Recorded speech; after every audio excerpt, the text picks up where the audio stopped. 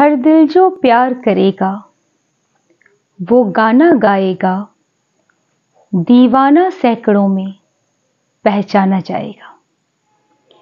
मैं doctor Monalisa, founder and president of the Rao foundation, आप सभी लोगों का अपने इस चैनल पर वेलकम करती हूँ। मैं एक बार फिर से एक नए टॉपिक के साथ, जैसा कि थंबनेल में आप लोगों ने देख लिया होगा, आज का टॉपिक है कल्कि अवतार की पहचान, कल्कि सीरीज पार्ट 4।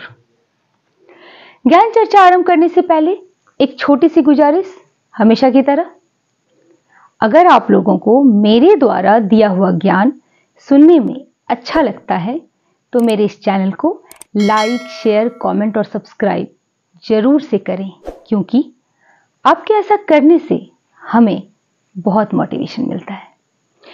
तो चलिए शुरू करते हैं। Let's get started.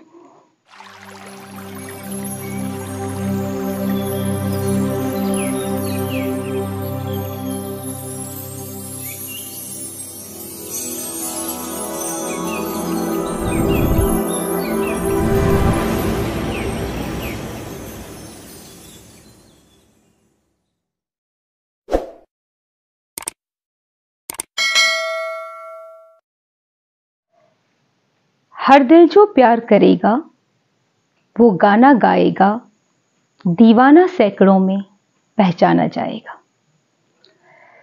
सैकड़ों का क्या मतलब होता है? 100 यानी 100।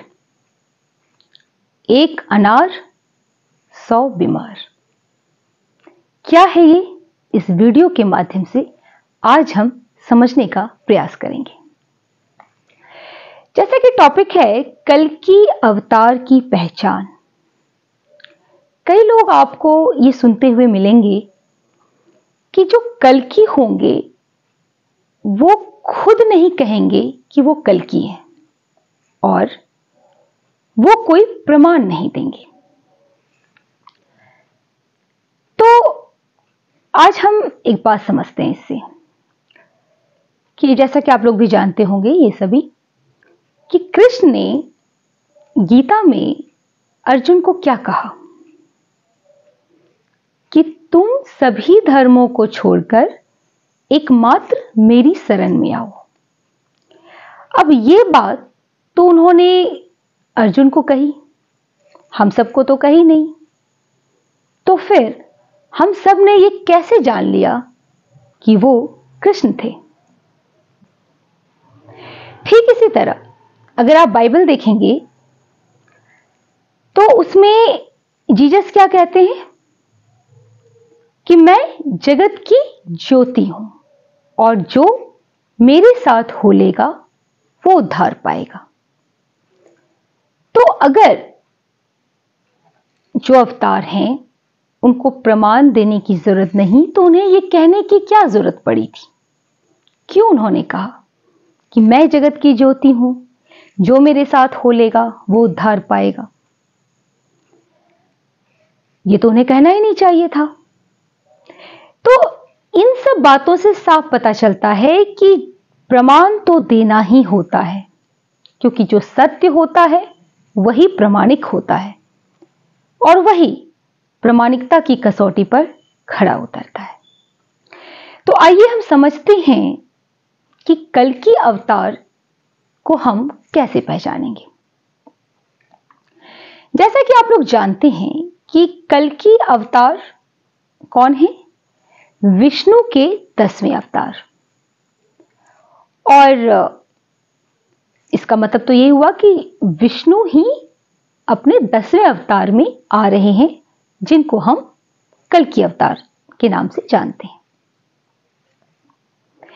अब यहां पे इनकी जो सबसे पहला पहचान है वो है श्रीवत्सधारी, यानी जो वो कल्कि अवतार होंगे उनके पास श्रीवत्स होना बहुत ही महत्वपूर्ण है। अब श्रीवत्स क्या है और क्यों जरूरी है, इसे समझते हैं। श्रीवत्स एक ट्रायंगल शेप का होता है, आपको दिख रहा होगा यहां वीडियो में, और वो जो अवतार आएंगे उनके राइट चेस्ट की तरफ होगा, राइट चेस्ट की तरफ होगा उनका वो चिन्ह। और ये आप मूर्तियों में भी देखे होंगे, सभी मूर्तियों में देखे होंगे, विष्णु के जितने भी मूर्ति हैं सब में श्रीवत्स राइट चेस्ट की तरफ होता है। तो ये तो पहला पहचान हुआ। अब ये क्यों जरूरी है? क्योंकि पुराणों के हिसाब से जब कृष्ण थे तो उस वक्त एक पौंड्रक कृष्ण भी आए थे जो अपने आप को हर तरीके से ये साबित करने में लगे थे कि वो ही कृष्ण हैं, लोगों को भरमाने आए थे। तो उस वक्त ये श्रीवत्स एक चिन्ह बताई गई जो असली कृष्ण और नकली कृष्ण में भेद कर सके पुराणों के हिसाब से। तो ये जो है ये एक महत्वपूर्ण चिन्ह है जिसके माध्यम से हम असली और नकली के बीच भेद कर सकते हैं। तो जो असली होंगे, जो असली अवतार हैं, उनके पास श्रीवत्स जरूर ही होगा और ये बिल्कुल मैंडेटरी है। और जो नकली है उनके पास ये श्रीवत्स नहीं होगा।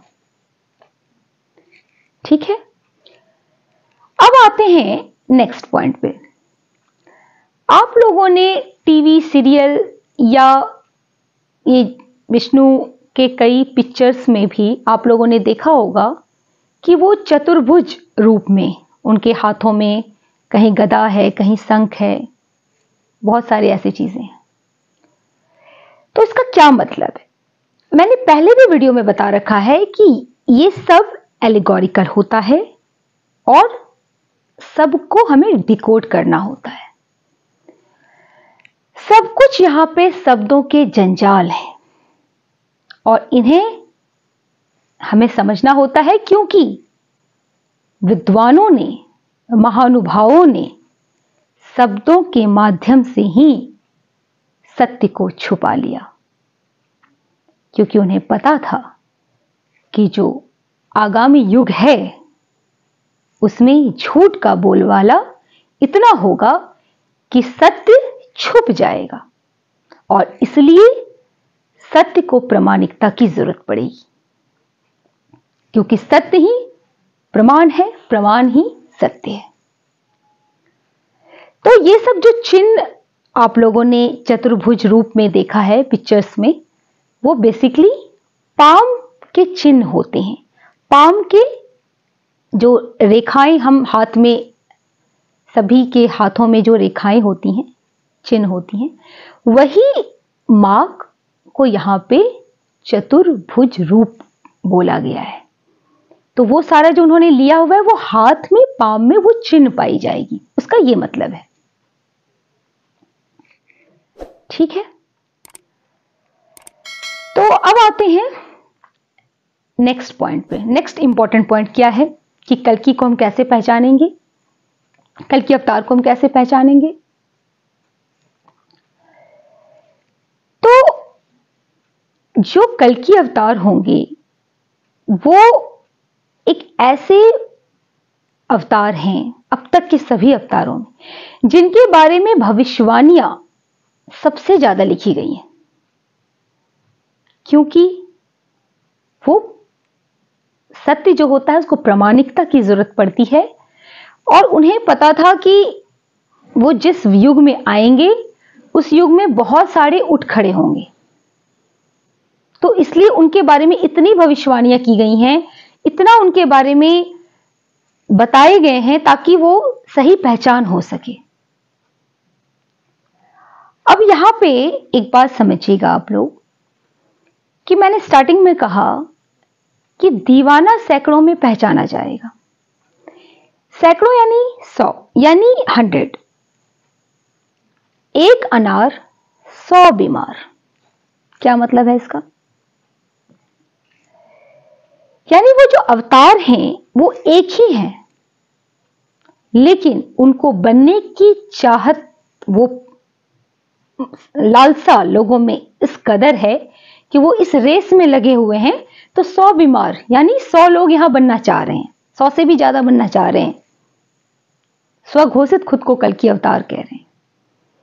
एज फॉर एग्जाम्पल IITN बाबा, कुछ लोग एक गुड्डा को ले लेते हैं, उसमें कल्कि बताते हैं।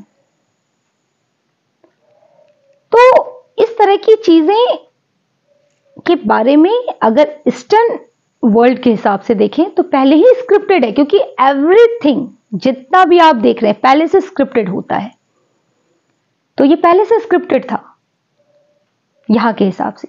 अगर आप वेस्टर्न के हिसाब से आप देखेंगे बाइबल में, तो वहां भी ये बातें कही गई हैं कि मेरे नाम से झूठे भविष्यवक्ता और झूठे मसीह उठ खड़े होंगे। और देखिए आज का दौर, देखिए आज का समय, देखिए दुर्भाग्यवश वही हो रहा है। सभी इस रेस में दौड़ रहे हैं, सबको बनना है। तो कहने का यहां पे ये मतलब है कि जो कल्कि अवतार होंगे वो सभी भविष्यवाणियों पे खरे उतरेंगे, और वो ईस्टर्न और वेस्टर्न प्रोफेसीज, वेस्टर्न में मैं क्रिश्चियनिटी और इस्लाम दोनों को इंक्लूड करके बोलती हूं, क्योंकि मुझे पता है कि जो मेरी ऑडियंस मुझे सुन रही है वो इतनी समझदार है कि वो समझती है कि मेरा वेस्टर्न बोलने का क्या मतलब है। और ईस्टर्न में जो हमारे धर्म ग्रंथ हैं और जो हमारे हिसाब से अवतार, कल्कि अवतार आ रहे हैं, तो ईस्टर्न प्रोफेसीज और वेस्टर्न प्रोफेसीज दोनों के भविष्यवाणियों पे वो खड़े उतरेंगे। ये बहुत मैंडेटरी है। तो अभी तो भविष्यवाणियां की गई हैं उनके बारे में, क्योंकि वर्ल्ड लीडर एक ही है। यहां के हिसाब से वो कल्कि अवतार है, वो वेस्टर्न के हिसाब से सेकंड कमिंग है, और उधर चाहिए आप इस्लाम के हिसाब से वो ईसा इब्ने मरियम है वो एक ही, अलग अलग नाम से। तो प्रोफेसीज हर जगह उनके बारे में है। अब समझते हैं नेक्स्ट इंपॉर्टेंट पॉइंट क्या है उनको पहचानने की। पंडित श्री राम शर्मा आचार्य जी, जो गायत्री वाले हैं, उन्होंने क्या कहा है कि वो जो अवतार आ रहे हैं, जो कल्कि अवतार हैं, उनके दोनों भावों के बीच में, ये दो आईब्रो है ना, इन दोनों के बीच में वी का निशान होगा, रेखा युक्त वी। अब समझिएगा, रेखा युक्त जैसे हमारे हाथ में रेखाएं होती हैं, उस रेखा के समान वी का रूप, ऐसे वी बना होगा। अब कुछ लोग यहां पे अपनी नसें फुला लेते हैं और नसें फुला के और वो ऐसे दिखाते हैं, वो वी नहीं होता, वी मार्क होता है, रेखा युक्त मार्क वी। तो वो उनके दोनों भावों के बीच में होगा, ये उन्होंने भविष्यवाणी की। और उन्होंने एक बात और कही कि उसके पिता ही उसे योग साधना की ओर प्रेरित करेंगे। यहां पे योग साधना का तात्पर्य ज्ञान से है, यानी उस ज्ञान की तरफ प्रेरित करेंगे। अब नेक्स्ट इंपॉर्टेंट पॉइंट क्या है कि जो अवतार आ रहे हैं वो नवीन ज्ञान देंगे, नया ज्ञान देंगे, एक ऐसा ज्ञान देंगे जो अब तक के सभी इतिहास को बदल कर रख देगा। एक ऐसा ज्ञान जो अब तक किसी ने ना सुना है ना जाना है। और इसी से रिलेटेड एक कोट है सॉन्ग के रूप में कि कहते हैं, सूट बूट में आया कन्हैया बैंड बजाने को, नए गीत में नाच नचाने नए जमाने को। अब बैंड बजाना क्या है? एक प्रहार, जो पहले से कुरीतियां, पहले से एक ऐसा माहौल बना हुआ है जिससे कुछ भी हासिल नहीं हो रहा, क्योंकि समाज में तो क्लेश, कलह, लड़ाई झगड़ा सब चल रहा है, कभी धर्म के नाम पर, कभी विचारों के नाम पर। कोई एकता नहीं है, कोई परस्पर आपस में प्रेम नहीं है, एक मतभेद की लड़ाई चल रही है। तो इस पर वो बैंड बजाएंगे, यानी अपने ज्ञान से एक प्रहार करेंगे और नया गीत। यहां पे नया गीत जो है ना, ये गाना बजाना नहीं है। नया गीत का यहां मतलब है कि नया ज्ञान, वे लोगों को नाच नचाएंगे और नए जमाने में यानी कंटेम्परेरी टाइम्स में। अब जो ये नाच नहीं पाएंगे वो क्या कहेंगे कि ये सब चीजें फालतू हैं, कुछ भी ज्ञान नहीं, कोई ये सब किताबी ज्ञान है, इन ज्ञान का कोई मतलब नहीं है। अरे जो अवतार आएंगे वो तो ऊर्जा की बात करेंगे, ये करेंगे वो करेंगे। देखिए, जो ये लोग कहते हैं उन्हें ये बात समझनी चाहिए कि जो ऊर्जा है ना, ऊर्जा तो ऑलरेडी एग्जिस्ट करती है। फिजिक्स क्या कहती है कि energy is neither created not destroyed. ऊर्जा तो हमेशा से है, तो क्या वो ऊर्जा की बात करेंगे? हम सब में ऊर्जा है, लेकिन हम फिर भी समाज में जो चीजें देख रहे हैं अपने आसपास, वो क्यों है?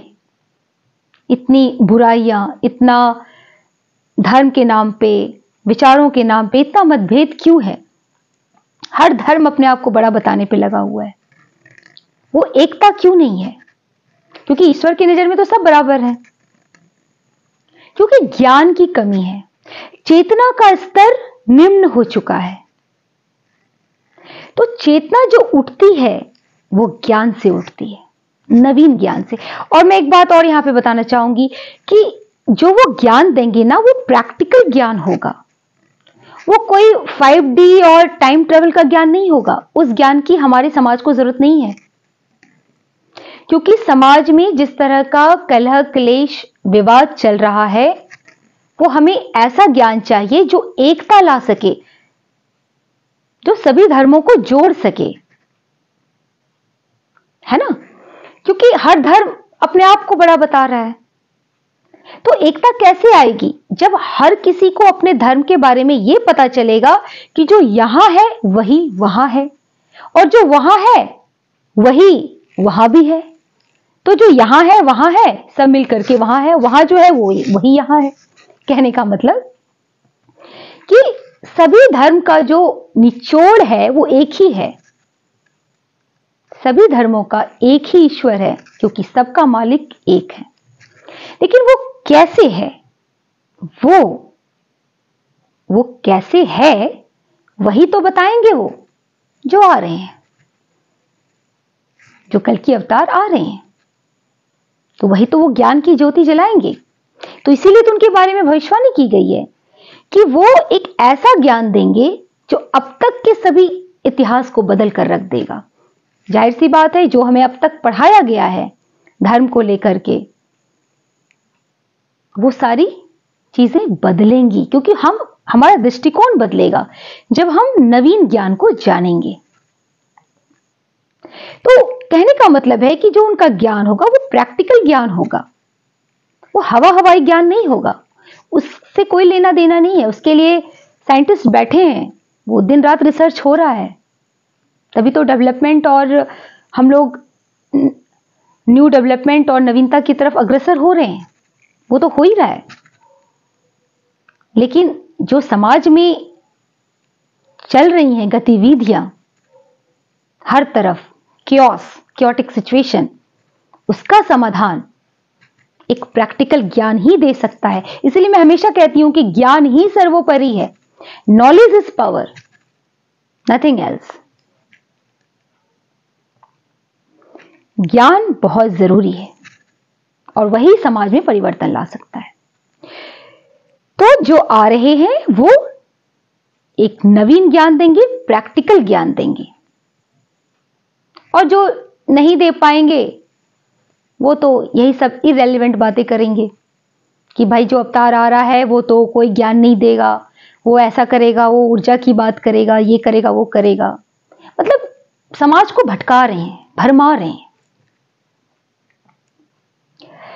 एक और इंपॉर्टेंट पॉइंट यहां पे जो अवतार आ रहे हैं उनके बारे में बताई गई है कि उनका जो स्वास्थ्य होगा वो बालकों जैसा होगा। अच्छा ध्यान दीजिएगा, बालकों जैसा स्वास्थ्य बताया गया है, ना कि बालकों जैसा स्वभाव। आप खुद समझिए, एक लॉजिक लगाइए कि अगर किसी का बालकों जैसा स्वभाव है यानी वो इमेच्योर है, क्या एक इमेच्योर इंसान जिसको बुद्धि कम है, जो मंद बुद्धि है, जिसको खुद नहीं पता कि जीवन में उसे कर क्या रहा है, क्या करना है, क्या वो समाज को चला सकता है? क्या वो समाज को एक सही दिशा दे सकता है, जो खुद ही दिशा विहीन चल रहा हो? कभी नहीं। समाज को हमेशा एक मैच्योर और एक इंटेलेक्चुअल, माइंड, सोल और बॉडी, तीनों से, जिसका तीनों अलाइनमेंट हो, बॉडी, सोल और माइंड, जो तीनों से अलाइनमेंट हो जिसके पास, और जो बहुत मैच्योर हो, इंटेलेक्चुअल हो, वही समाज को एक दिशा दे सकता है। तो यहां पे बालकों जैसा स्वास्थ्य बोला गया, यानी जो उसका हेल्थ होगा, जैसे छोटे बच्चे को क्या कभी कुछ कुछ होता रहता है, तो वैसे ही उसको कभी कभी कुछ कुछ होता रहेगा। यहाँ पे ये बोला गया। अब इसको स्वास्थ्य नहीं लोग बोल करके स्वभाव में कन्वर्ट कर देते हैं, भटकाने के लिए, लोगों को भरमाने के लिए। पर आप लोग पढ़िएगा, जो भविष्यवाणी की गई है वो बालकों जैसा स्वास्थ्य बोला गया है। अब इस वीडियो के माध्यम से आज हम एक और बात समझने का प्रयास करेंगे, जो शायद आप लोगों में से कुछ लोग जानते भी होंगे और जो नहीं जानते होंगे वो आज जान जाएंगे, कि there is a difference between Narayan and Vishnu. अब नारायण अलग हैं, विष्णु अलग हैं। अब वो क्यों हैं, कैसे हैं, वो बहुत डीप नॉलेज है, वो मैं किसी अन्य वीडियो में कवर करूंगी, क्योंकि ये वीडियो बहुत लंबा हो जाएगा। पर अभी के लिए आप लोग यही समझिए कि दो होते हैं, एक नारायण और एक विष्णु। जो नारायण होते हैं वो 16 कलाओं से युक्त होते हैं, और जो विष्णु होते हैं वो 64 कलाओं से युक्त होते हैं। और जो नारायण हैं वो हमेशा अहिंसक का रास्ता अपनाते हैं, और जो विष्णु होते हैं वो हमेशा हिंसा का रास्ता अपनाते हैं। कंटेम्पररी टाइम में ये दोनों एग्जाम्पल में है हमारे समाज में, और ये दोनों एग्जाम्पल रीइनकारनेट होके आए इस दुनिया में। एक ने वर्ल्ड वॉर सेकेंड लड़ाई लड़ा और एक ने फ्रीडम स्ट्रगल लड़ा। तो आप समझते हैं कि जो विष्णु है वो हिंसा अपनाएंगे। आप लोगों ने सुना भी होगा कि जो अवतार आ रहे हैं वो इस बार बहुत उग्र होंगे, बहुत उथल पुथल मचाएंगे, वो डिस्ट्रक्शन का काम करेंगे, डिस्ट्रॉयर कहलाएंगे। तो इसको समझते हैं थोड़ा सा इसकी शब्दावली के कॉन्टेक्स्ट में। जो विष्णु है इसका संधि विच्छेद कीजिए तो क्या निकलता है? विष प्लस अणु। अब कुछ लोग इसका संधि विच्छेद पता नहीं क्या निकालते हैं, लेकिन जो एग्जैक्ट इसका संधि विच्छेद होता है वो होता है विष प्लस अणु। कुछ लोग इसको विशुद्ध अणु बताते हैं। विशुद्ध तो है ही नहीं शब्द में, ये शब्द तो बना ही है विष प्लस अणु से। और विष क्या होता है? विष किसको कहते हैं? विष किसने पिया? साक्षात शिव भगवान ने। और शिव कौन है? संहार करता, डिस्ट्रॉयर। तो विष्णु जो हैं वो इस बार संहारकर्ता के रोल में है। मतलब बॉडी उनकी विष्णु की है, जो एनर्जी होगी उनका वो शिव वाला होगा।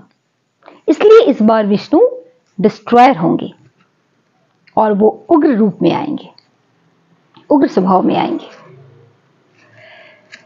एक बात आप लोगों ने और सुना होगा कि वो अपना विराट रूप दिखाएंगे। अब ये विराट रूप का यहां पे क्या मतलब है ये समझते हैं।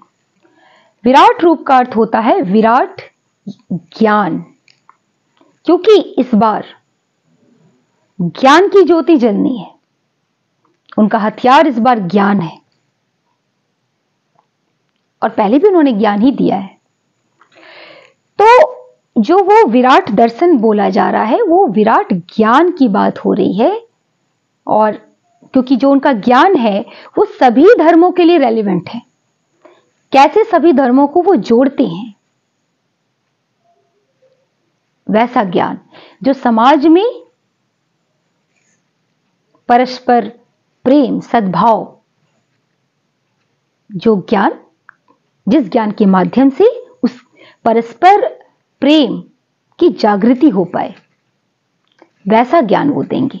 तो वो विराट ज्ञान, उसे ही कहते हैं विराट रूप। तो आज मैं इस वीडियो के माध्यम से मैं ये जरूर कहना चाहूंगी कि देखिए, जो अवतार आ रहे हैं इस बात को समझिए, बहुत गहराई से समझिए। ये कोई मजाक या खेल नहीं हो रहा। जो रियल हैं उनके बारे में जो चिन्ह दी गई है वो बहुत मैंडेटरी है, या जैसे कि उनका श्रीवत्स होना और उनका वी मार्क, दोनों भावों के बीच में वी मार्क, उनके पास एक नवीन ज्ञान,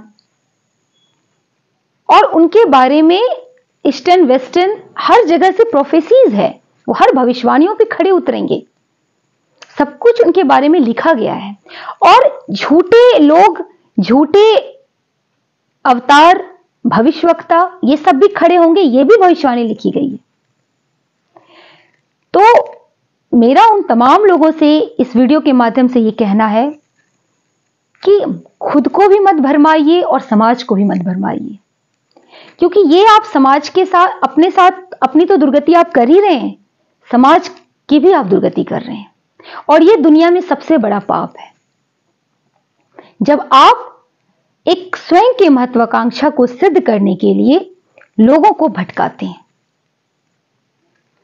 सत्य क्या है, उसकी प्रामाणिकता क्या है, वो सब कुछ मैंने इस वीडियो में बताया हुआ है। और सत्य ही प्रमाण है और प्रमाण ही सत्य है, ये हमेशा आपस में कोरिलेटेड है एक दूसरे से। तो सत्य को ढूंढिए और उनके साथ हो जाइए, उनका साथ दीजिए। इस तरह से समाज को भटकाइए मत अपनी महत्वाकांक्षा को पूरी करने के लिए, क्योंकि ये आप पाप कर रहे हैं। आपको भी पता है कि ये चीजें आपसे मेल नहीं खाती हैं, फिर भी आप उस राह पे चल रहे हैं, ईश्वर बनने की होड़ में चल रहे हैं। क्या हासिल होगा? आप अपना कर्म ही खराब कर रहे हैं, और अपनी तो दुर्गति कर रहे हैं, लोगों की भी दुर्गति कर रहे हैं। तो इन चीजों से बचिए, सत्य को ढूंढिए। उनके बारे में हर तरफ से भविष्यवाणियां दी गई हैं, और ये इसीलिए दी गई हैं ताकि उनको ढूंढा जा सके। सत्य ही वो होता है जो प्रमाण देता है, झूठ कभी प्रमाण नहीं दे सकता, क्योंकि झूठ के पास है ही नहीं प्रमाण देने के लिए, तो वो देगा क्या? और जब नहीं होता है तो वो लोगों को बरगलाते हैं, भटकाते हैं कि ऐसा नहीं ऐसा होगा, ऐसा नहीं ऐसा होगा। जो ऑलरेडी लिखी गई है, जो ऑलरेडी स्क्रिप्टेड है, उसको आप कैसे झूठा साबित कर दोगे? जो है वो तो वही रहेगा। तो क्यों समय बर्बाद स्वयं का भी आप कर रहे हो और लोगों का भी कर रहे हो? तो इन चीजों से बचिए, अपने कर्म अच्छे कीजिए, सत्य को ढूंढिए और सही कल की तक पहुंचिए। मैं इस वीडियो के माध्यम से इतना ही कहना चाहूंगी आप लोगों से। उम्मीद करती हूं आप लोगों को आज मेरे द्वारा दिया हुआ ज्ञान अच्छा लगा होगा। इस श्रृंखला को, इस कल की श्री श्रृंखला को हम आगे जरूर बढ़ाएंगे किसी अन्य टॉपिक के साथ। तब तक के लिए सभी को नमस्कार।